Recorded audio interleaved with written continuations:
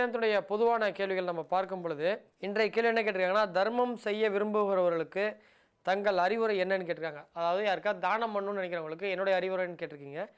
பசு பாதுகாப்பு மிக்க சிறந்த அறம். கறவை நின்றுவிட்ட பசுமாடுகள் கசாப்பு கடைக்கு செல்வதை முற்றிலுமாக தடுத்து நிறுத்த வேண்டும். பசு தாயின் பாலை குடித்து வளர்ந்த நாம் அவற்றை கடைசி வரை காப்பாற்ற வேண்டும். கோ சம்ராட்டம்னு சொல்லக்கூடிய பசு பாதுகாப்பு. ஒவ்வொரு ஊர்லேயும் வந்து பசுமாடுகளை வளர்ப்பாங்க. ஸோ நமது வருமானத்திற்கு ஒரு பகுதியை நன்கொடையாக கொடுத்து பசுமாட்டுக்கு ஏதாவது உதவி செஞ்சிங்கன்னா, கோமாதா வழிபாடு ஒவ்வொரு ஊர்லேயும் நடைபெறுகிறது. வழிவகை இருக்கிறது ஆல்ரெடி. பஜுவை பூஜைக்கு செய்ய வேண்டுமே தவிர புசிக்கக்கூடாது.